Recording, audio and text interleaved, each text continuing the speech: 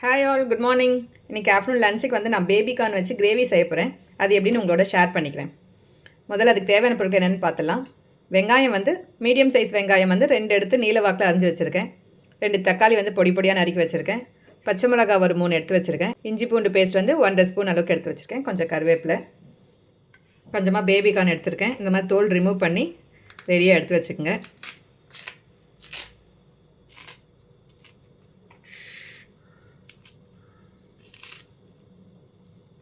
இந்த மாதிரி உள்ள இந்த மாதிரி முடியாக இருக்கும் பார்த்தீங்களா, அது எல்லாமே க்ளீனாக எடுத்துருங்க.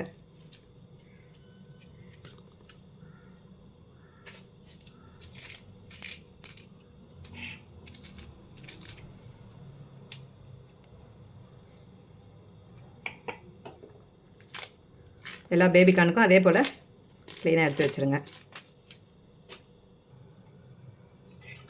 இந்த மாதிரி பேபி கார்ன் எல்லாம் க்ளீன் பண்ணி ரெடியாக எடுத்து வச்சுங்க.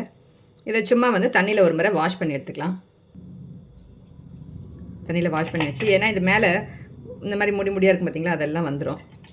இதை வந்து இப்போ நீங்கள் வேணும்னா நீல வாக்கில் வேணும்னா கூட போட்டுக்கலாம்.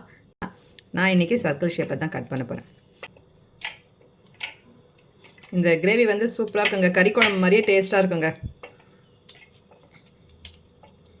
இந்த மாதிரி எல்லா பேபி கார்னையும் இந்த சைஸு கட் பண்ணிக்கோங்க. அப்போ தான் வந்து நல்லா வந்து உள்ள மசாலாலாம் ஊறி வரும், டேஸ்ட்டாக இருக்கும்.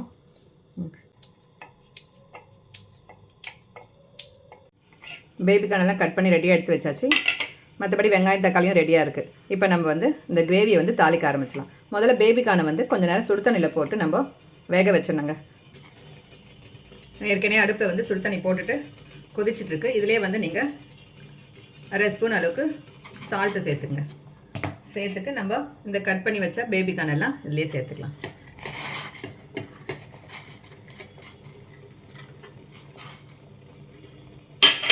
இது ஒரு 2 நிமிஷம் அந்த உப்பு தண்ணியில் இது கொஞ்சம் நேரம் ஊறிச்சுன்னா அது கொஞ்சம் நல்லா இருக்குன்றதால தான் இது உப்பு தண்ணியில் போட்டு நம்ம கொதிக்க விடுறது. இந்த மாதிரி ஒரு 2 நிமிஷம் கொதிச்சா போதுங்க. இந்த உப்பு தண்ணியில் நல்லா பேபி கார்ன்லாம் வந்து ஊறிடும். இப்போ நம்ம வந்து கேஸ் ஆஃப் பண்ணிடலாம். இது அப்படியே ஒரு பக்கமாக இருக்கட்டும். கிரேவி செய்ய ஆரம்பிச்சிடலாம். முதல்ல அடுப்பு பற்ற வச்சு குக்கர் ஒன்று வச்சுக்கலாம். குக்கர் சூடானோடனே நம்ம கொஞ்சமாக எண்ணெய் ஊற்றிக்கலாம்.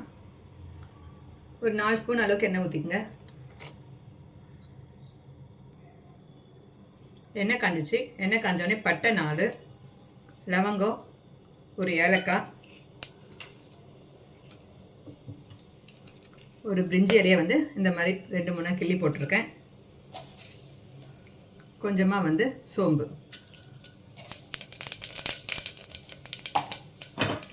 இதெல்லாம் போட்டு பொரிட்டோன்ட்டு நம்ம நறுக்கி வச்சுருந்தீங்களா வெங்காயம், அதை இதில் சேர்த்துக்கலாம்.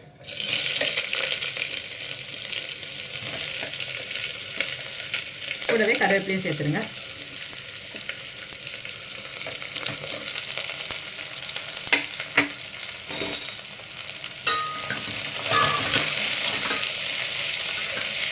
கொஞ்சமாக உப்பு போட்டு வதக்குங்க. வெங்காயம் வந்து சீக்கிரமாக வதங்கி வந்துடும்.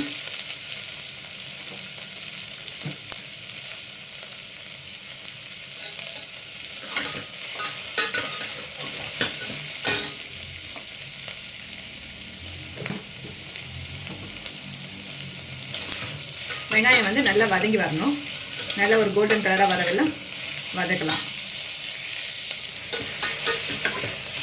வெங்காயம் இந்த அளவுக்கு வதங்கின உடனே நம்ம இஞ்சி பூண்டு பேஸ்ட் சேர்த்துக்கலாம்.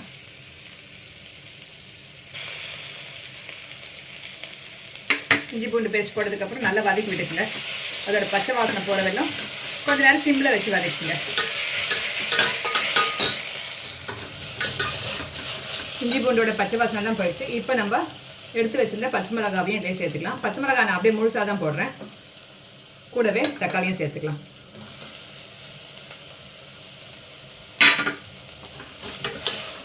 சேர்த்துட்டு நம்ம போட்ட தக்காளி வந்து நல்லா மசிஞ்சு வந்துடணும். கொஞ்சம் நேரம் சிம்மில் வச்சு நல்லா தக்காளியை வேக வச்சு எடுத்துக்கோங்க. கொஞ்சம் ஒரு தட்டு போட்டு மூடிக்கலாம். இதுக்கு சிம்மில் வச்சு விட்டுருங்க கொஞ்சம் நேரத்துக்கு. தட்டு ஓப்பன் பண்ணி பார்க்கலாம்.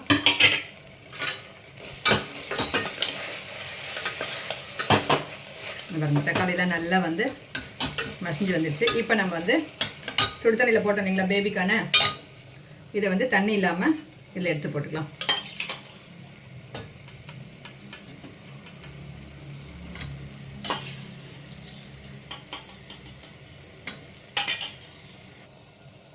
இல்லை இந்த வெங்காயம் தக்காளியோட ஒன்றா சேர்த்து மிக்ஸ் பண்ணி விட்டுருங்க. இப்போ நம்ம இது ஒரு 2 நிமிஷம் அப்படியே இருக்கட்டும்னு சொல்லிட்டு கூட மஞ்சத்தூள் மிளகாத்தூள் கொஞ்சமாக உப்பு போடணும். உப்பு மட்டும் கம்மியாக பார்த்து போடுங்க. ஏன்னா நம்ம பேபிக்கான் சுடுதண்ணியில் போகிறப்பையும் கொஞ்சம் உப்பு போட்டிருக்கோம், வெங்காயம் வதங்குறப்பையும் உப்பு போட்டிருக்கோம் இல்லைங்களா, அதனால் உப்பு மட்டும் திட்டமாக பார்த்து போட்டுக்கணும்.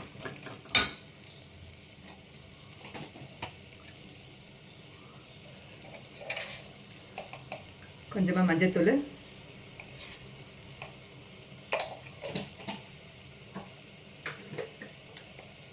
குழம்பு மிளகாத்தூள் 1 ஸ்பூன் அளவுக்கு போடுறேங்க. போட்டு எல்லாம் ஒன்றா சேர்த்து மிக்ஸ் பண்ணி விட்டுடுங்க.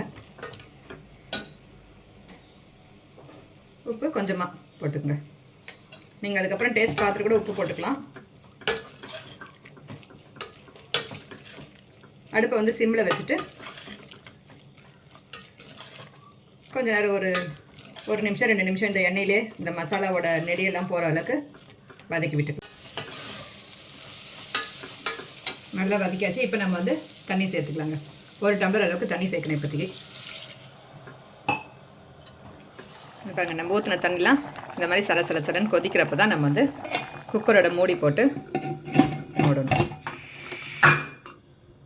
2 விசில் வந்தோடனே நம்ம வந்து கேஸ் ஆஃப் பண்ணிடலாம். இது நீங்கள் கடாயில் தாளிக்கிறதா கூட தாளிக்கலாம். ஆனால் குக்கரில் தாளிச்சிங்கன்னா அந்த பேபிகான் வந்து ரொம்ப சாஃப்டாக இருக்கும் நல்லா சாப்பிட்றதுக்கு. நீங்கள் கடாயில் தாளிக்கிறப்ப கொஞ்சம் நறுக்குன்னு இருக்க மாதிரி இருக்கும். இது வந்து நீங்கள் குக்கரில் தாளித்து பாருங்கள், நல்லா சாஃப்டாக இருக்கும்.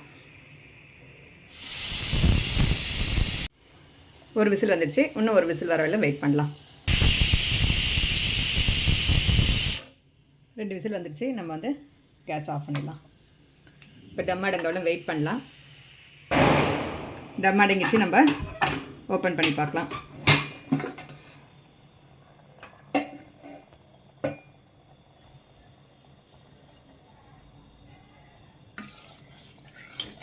பேபிகான் கிரேவி ரெடி ஆயிடுச்சுங்க. நீங்கள் உங்களுக்கு குருமா மாதிரி வேணுன்னா இப்போ வந்து தேங்காய் அரைச்சி ஊற்றிட்டிங்கன்னா நல்லா நம்ம கொஞ்சம் தண்ணி மாதிரி வரும். அப்போ வந்து நீங்கள் அது இட்லிக்கெலாம் தொட்டுறதுக்கு நல்லாயிருக்கும். இந்த மாதிரி இருந்தால் நம்ம சாப்பாட்டுக்கும் போட்டு சாப்பிட்றதுக்கு கரெக்டாக இருக்கும், சப்பாத்திக்கும் தொட்டு சாப்பிட்றதுக்கு நல்லாயிருக்கும். இட்லிக்கு மட்டும்னா நான் தேங்காய் அரைச்சி ஊற்றி குருமா மாதிரி வச்சுருவேன்.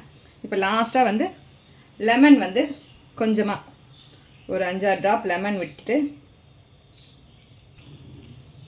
ரொம்ப லெமன் வேணாங்க, ஒரு 5-6 ட்ராப் அளவுக்கு விடுங்க போதும்.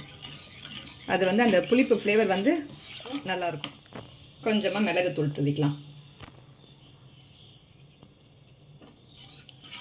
வீட்டில் மதிய லஞ்சு சாப்பாட்டுக்கு பேபிகான் கிரேவியும் தயிரும் தாங்க. வாங்க எல்லோரும் சாப்பிட்லாம். இந்த வீடியோ உங்களுக்கு பிடிச்சிருந்தா லைக் பண்ணுங்கள், கமெண்ட் பண்ணுங்கள், ஷேர் பண்ணுங்கள். மறக்காமல் சப்ஸ்கிரைப் பண்ணி எனக்கு சப்போர்ட் பண்ணுங்கள். தேங்க்யூ.